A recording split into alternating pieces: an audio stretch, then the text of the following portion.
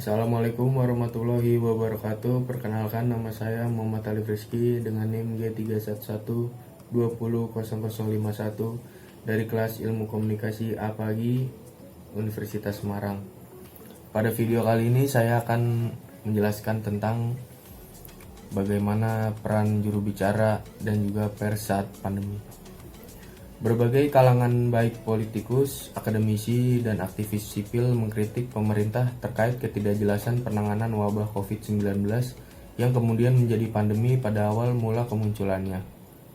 Upaya Presiden Joko Widodo mengumumkan 2 pasien pertama COVID-19 awal Maret justru menjadi sasaran kritik karena informasi tidak akurat dan identitas korban yang terungkap. Klarifikasi yang kemudian diberikan oleh pejabat negara setingkat menteri atau staf khusus presiden ternyata menunjukkan kelemahan koordinasi komunikasi di dalam lembaga eksekutif. Joko Widodo akhirnya menunjuk seorang juru bicara yang menjadi pintu utama komunikasi resmi pemerintah. Namun masalah komunikasi tidak membaik karena sebagian publik sudah tidak mempercayai informasi dari pemerintah dan memilih sumber informasi lain dari internet, terutama sosial media yang justru menambah kesimpang siuran. Kebingungan publik ini kemudian diperburuk oleh disinformasi dan misinformasi ruang daring atau online, terutama media sosial yang dijadikan sumber pengetahuan publik dalam memahami pandemi. Saya melihat media massa terutama televisi terperangkap dalam isu partisan sebagai corong pemerintah atau oposisi. Siaran berita menjadi bias dan memecah publik ketika informasi terkait virus menjadi ajang debat kusir antara dua kubu.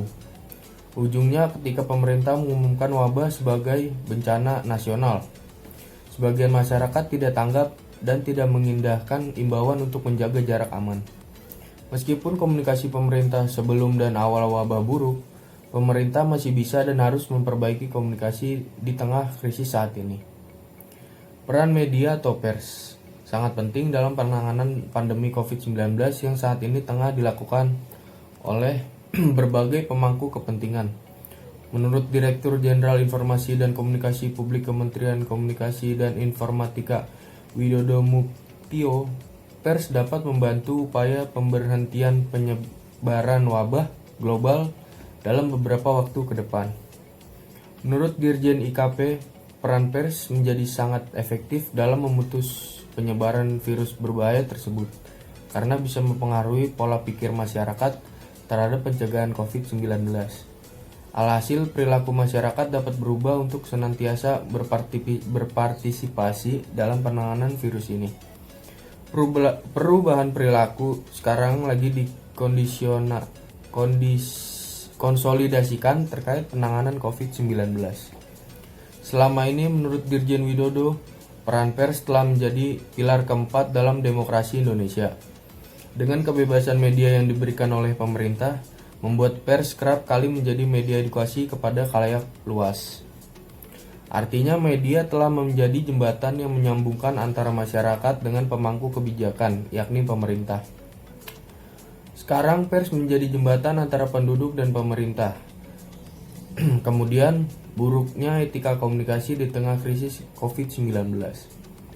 Skenario penerapan new normal di Indonesia mendapat beragam tanggapan dari netizen di media sosial.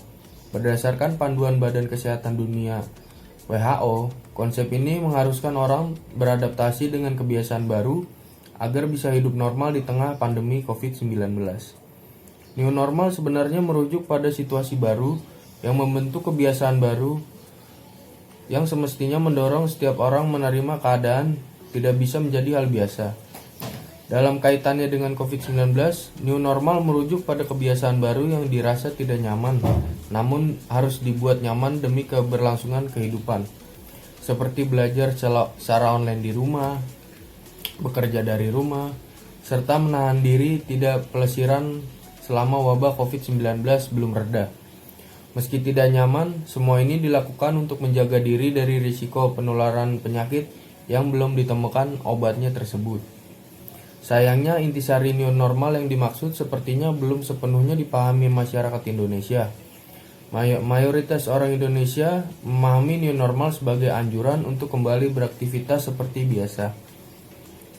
Nah, sama dengan saat sebelum pandemi COVID-19 terjadi alias back to normal, hal ini selanjutnya memunculkan beragam sentimen di kalangan publik termasuk warganet. Kesimpulan dari saya, peran pemerintah tetap menjadi yang utama, khususnya dalam rangka mengkomunikasikan berbagai isu kebijakan serta mekanisme mitigasi penanganan pandemi. Konsistensi kesamaan, kontinuitas bahasa atau pesan, kesatuan komando, keterbukaan informasi, transparansi menjadi sangat penting dalam komunikasi publik di masa krisis. Pemerintah harus mengembalikan esensi masalah penanganan pandemi ini dalam rangka paradigma kesehatan. Komunikasi sebagai pilar kehidupan digunakan untuk menjaga agar masyarakat tidak panik.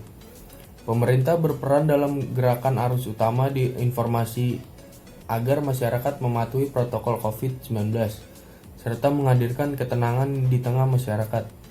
Sejatinya komunikasi publik dapat menjadi pengawal, penenang, dan saluran penyelesaian informasi publik dalam penanganan pandemi COVID-19 ini.